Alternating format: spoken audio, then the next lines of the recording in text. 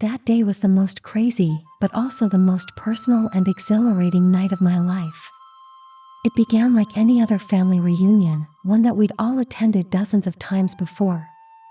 My sister Emma had planned a little celebration for her youngest, Ethan, who had just turned 18. The home was full with discussion, laughing, and the clinking of cutlery as guests helped themselves to portions of cake and refills on beverages. Ethan had always been a shy boy, but in the last year, he'd grown into himself, becoming taller, more confident, and unexpectedly pleasant. The house was alive with visitors chatting, and Ethan was making his rounds, thanking everyone for their presence. My husband, Mark, was in the living room with my brother-in-law, sipping beers and talking about football, while I was pulled to the kitchen for some quiet time. The kitchen was a haven in that house. I'd always adored it. The large windows let sunlight to shine in, making everything feel warm and cozy. I occupied myself with cleaning a few dishes that had accumulated, the buzz of discussion and laughing muted behind the walls. But when I washed my hands dry and looked around the room, I noticed footsteps behind me. "Hello, Aunt Sarah."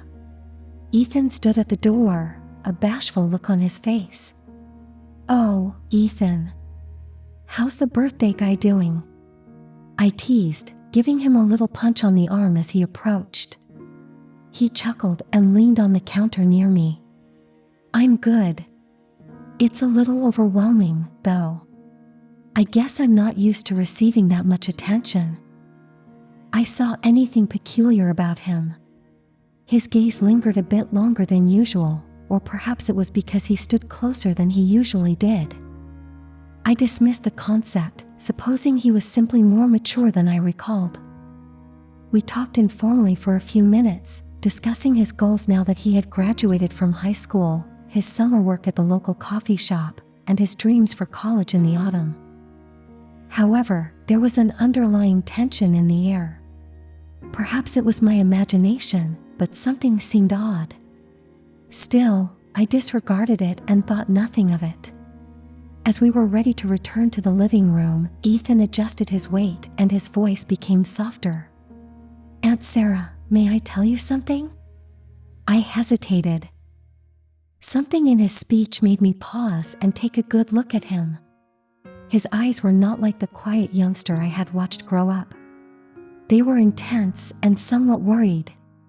"Of course, Ethan, what is on your mind?" He ran his fingers through his hair, a motion I remembered from his childhood when he would feel worried before asking for anything large, like an expensive gift or staying up late on a school night. "It's something I've kept to myself for quite some time.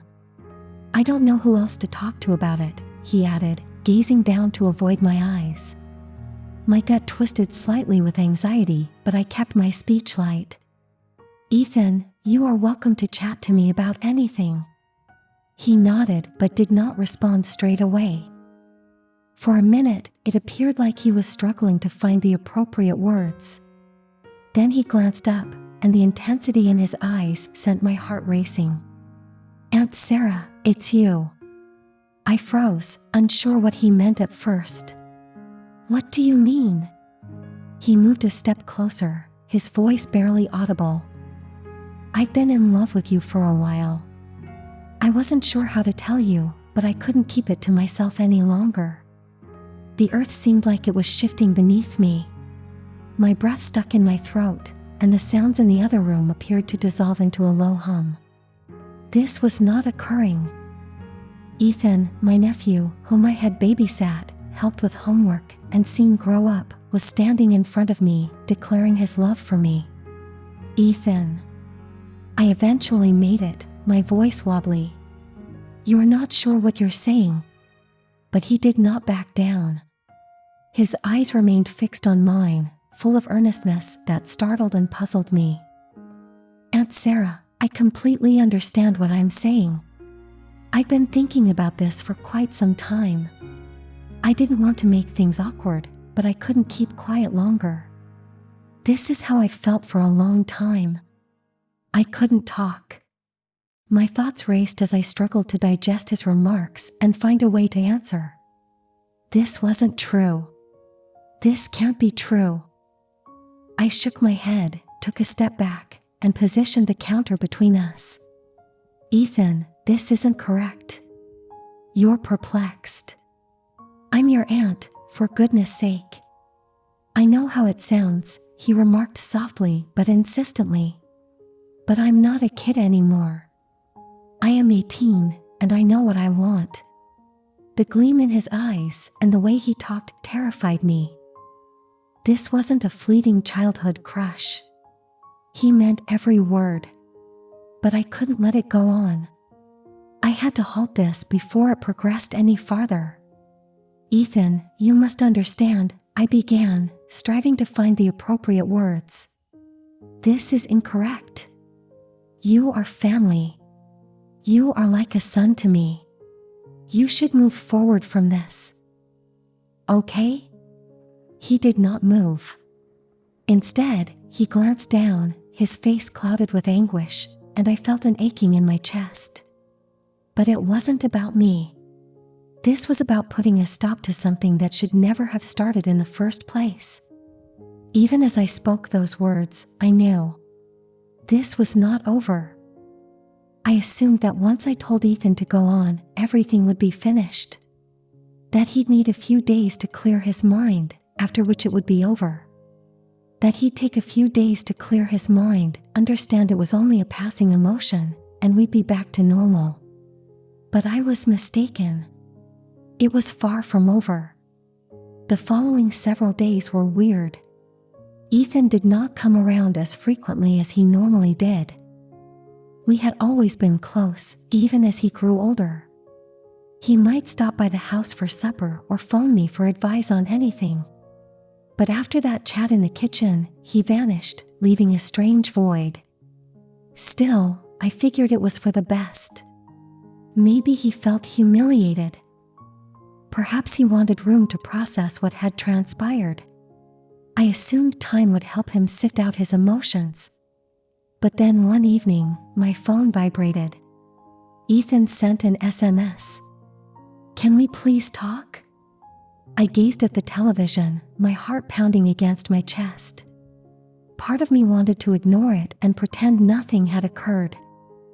But, as his aunt, I felt obligated to help him get through this and make things right. After all, families did not abandon each other in difficult times. Against my better judgment, I responded, okay, come over tomorrow. 7 p.m. The following day passed in a whirl of worry. I couldn't focus at work, and when I came home, I found myself pacing the house, nervous about what I'd say when he arrived. Mark, unaware of the tempest gathering in my head, had gone to a friend's house to watch a game that evening. This left me alone with my thoughts. And soon with Ethan. At 7 p.m., the doorbell rang. My heart accelerated as I headed to the door, pushing myself to remain cool. This was only a talk, I reassured myself. Just an opportunity to clear the air and help Ethan move forward from whatever this was. But when I opened the door and saw him standing there, something seemed off.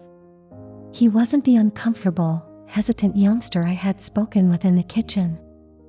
His posture was assured, his stare firm, and the intensity in his eyes sent shivers down my spine. Hey, my voice shook as I welcomed him. Hey, he said, stepping inside. His look was inscrutable, but the tension between us was palpable.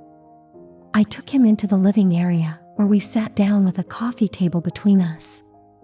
The stillness was oppressive, and for a minute, none of us knew where to begin. Then Ethan shattered it. Aunt Sarah, I've been thinking about what you said, he said, his voice gentle but confident. I've tried to forget how I feel, as you instructed me, but I can't. I opened my mouth to interject, telling him this was insane, but he raised his hand, softly cutting me off. Please simply listen.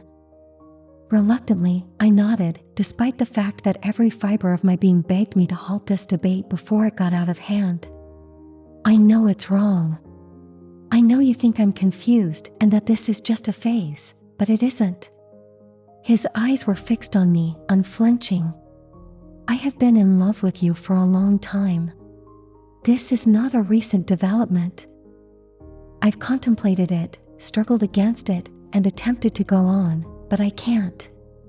My heart raced. Ethan, you are just 18. You've only just started life. These sensations will shift. They always do. He shook his head with a solemn face. I am not a child anymore. I know what I want, and I'm not going to avoid it just because it's complex. His statement startled me. Ethan had always been mature for his age, but this was unusual. His tone was grave and firm, which unsettled me. I anticipated him to be embarrassed and bewildered, but instead he was composed and determined. This isn't simply about what you desire, I explained, my voice harsher than before. There is more at risk here. I'm your aunt. We are family. This cannot happen.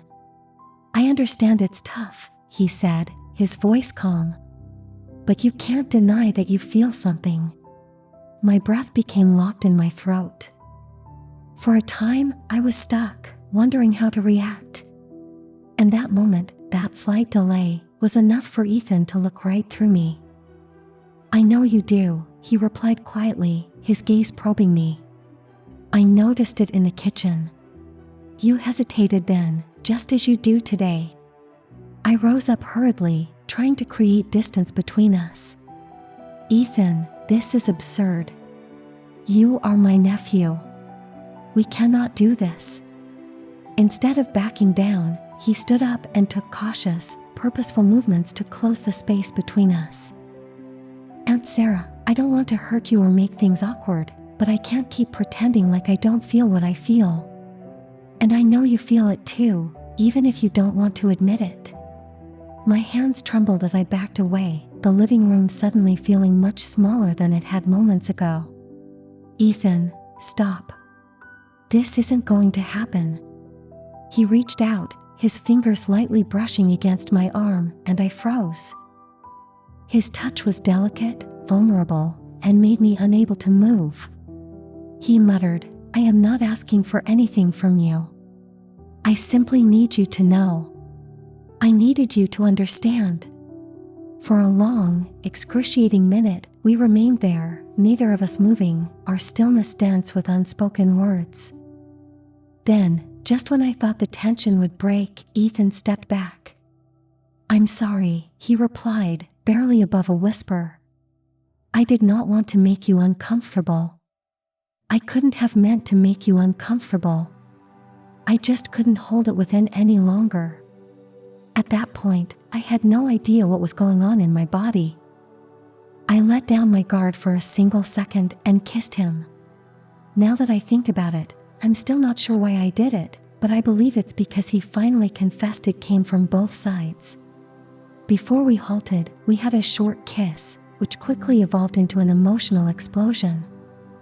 It felt great, and I knew he felt the same. But then he shoved me away. He turned and walked out of the home without saying anything else, leaving me standing there, my pulse beating and my mind whirling. The sound of the door slamming behind him was like a gunshot, and I dropped to the couch, shaking. But, as much as I wanted to think everything was ended, I knew deep down that it was not. There was more to come. I knew deep down that it wasn't. There was more to come. I couldn't shake the sense that this wasn't over. Even after Ethan went, the weight of his words hung in the air, thick and heavy. I sat on the couch for what felt like hours, reliving the discussion in my head, thinking that if I thought about it long enough, I'd figure it out. But no matter how hard I tried, I couldn't disentangle the maze of emotions that had entwined itself in every part of my head. For the following 3 days, everything seemed strange. Every time my phone rang, my stomach fell, anticipating another message from Ethan. Every tap on the door sent my heart racing. I loathed the thought of his turning back again, but a little part of me, one I despised admitting existed, was practically yearning for it. Mark realized something was awry. He wasn't one to ask too many questions, but after a week of me being preoccupied, distant, and jumpy, he couldn't ignore it any longer. "You've been silent recently, Sarah. Is everything okay?" he inquired one evening as we sat down for dinner. I mustered a grin and waved away his anxiety. "I am fine. Just a little anxious at work." He regarded me for a time, his brow furrowing slightly, but did not press the matter. I felt a twinge of shame in my chest. Mark was a nice man, and here I was, caught up in something I couldn't explain to him, something that had no place in our life.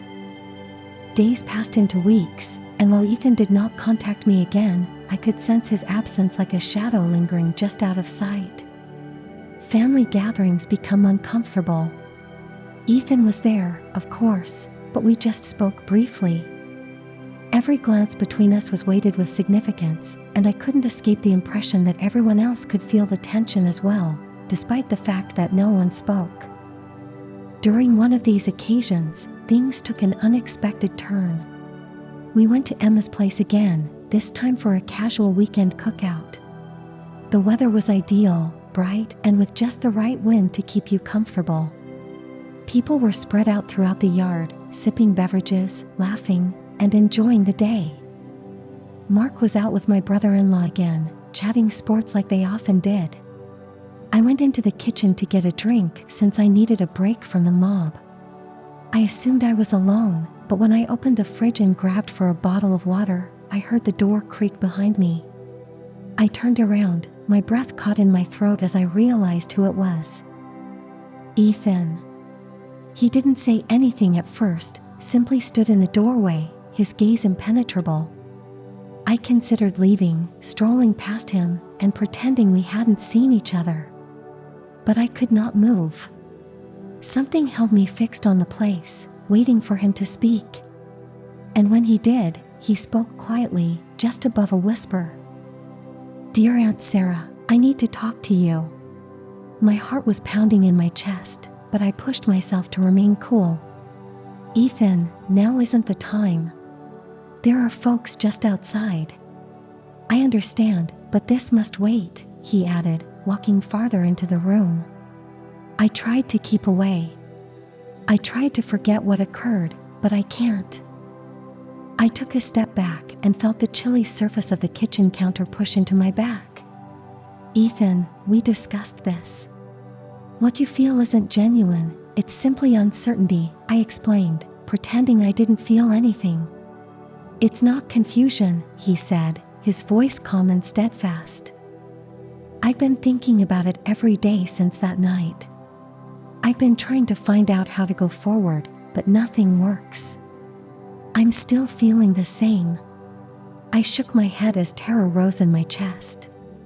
"You're making this tougher than it has to be. You need to move on, Ethan. This isn't right." He drew forward, narrowing the gap between us, his gaze intense. "I no longer care about what is proper. I simply want you to know that I adore you. I've loved you for a long time, and I can't pretend otherwise." His comments shocked me, leaving me paralyzed. This was incorrect. On every level, it was incorrect. But the way he stated it, the sheer intensity in his tone, made it difficult to think rationally.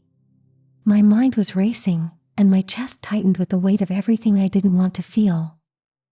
"Stop, Ethan," I pleaded, my voice barely audible. "You've got to stop this."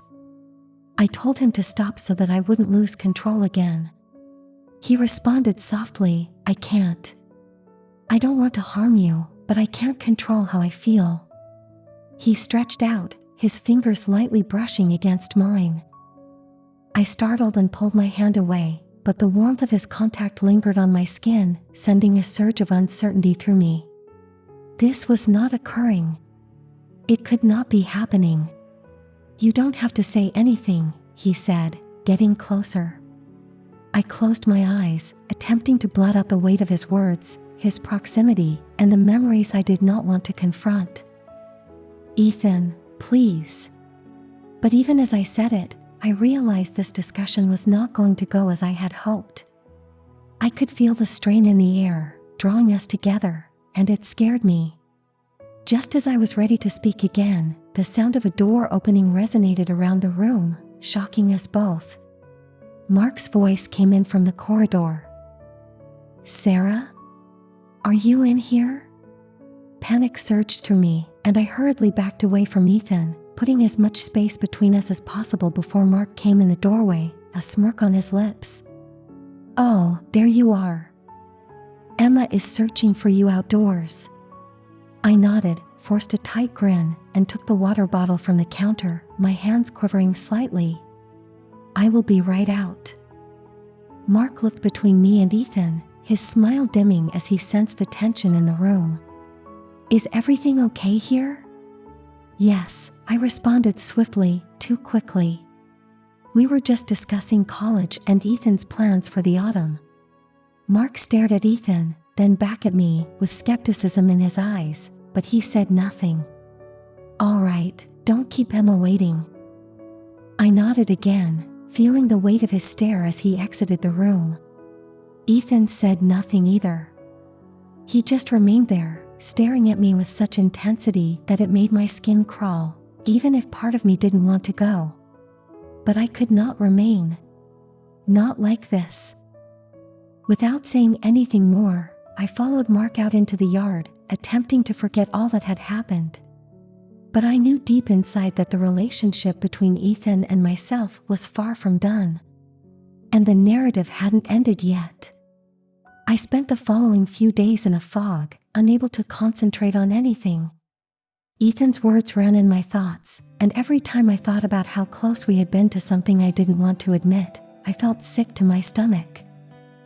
I knew I needed to put an end to this, to draw a solid line that could not be crossed again, but every time I tried, the correct words escaped me. One night, while lying awake in bed next to Mark, who was sound asleep, I heard my phone's faint ping. I glanced at the clock. It was way past midnight.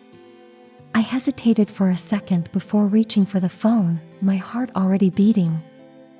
The message came from Ethan. "We need to discuss. I can't continue like this. Tomorrow at 3 p.m. Please."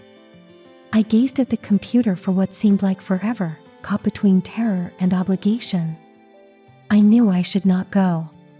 Meeting him again, alone, would just lead to additional issues and confusion. However, I was aware that if I did not go, nothing would be resolved. This problem could not be ignored indefinitely. Reluctantly, I typed my response. "Okay." The next day, shortly before 3 p.m., the doorbell rang. My palms were clammy, and my pulse was pounding as I looked through the glass to see who it was. But of course, I knew it was Ethan. He appeared strained, his shoulders bent as he glanced out at the lake. I took a long breath, bracing myself for whatever talk was going to ensue, and opened the door. There he was, a youthful, lively, and really attractive boy. "Hey," I replied gently. "Hey," he said, quickly walking inside. For a minute, none of us spoke. The air between us was thick with unspoken words, and the weight of what we hadn't uttered hung heavy on us. "I can't do it anymore, Aunt Sarah." Ethan eventually spoke, breaking the stillness. "I can't keep lying that I'm fine, that I can simply move on and forget everything." I gulped hard and tried to keep my voice calm. "Ethan, I understand that this is difficult for you, but we must go on. We cannot remain in this location. It's unhealthy for both of us." He shook his head, frustration and agony blazing across his gaze. "You do not comprehend. I can't simply turn off my feelings. I tried, but I couldn't, and I don't believe you can either." I glanced aside, reluctant to face his eyes. "I am your aunt, Ethan. We are family. We cannot act on what you are experiencing. It's not only about us. It is also about everyone else. We would damage so much if we went over that threshold." He turned his head. I understand it's complicated. I understand it's wrong, but I don't care. I can't continue to lie to myself. The intensity of his words lingered in the air between us, and I felt a rush of terror rise in my chest. I needed to make him understand that this had to end once and for all. We both sat down on the couch and began our talk. Ethan, listen to me, I murmured, approaching him. I care about you. I adore you, but not in the way you like. You must let this go, for your own sake.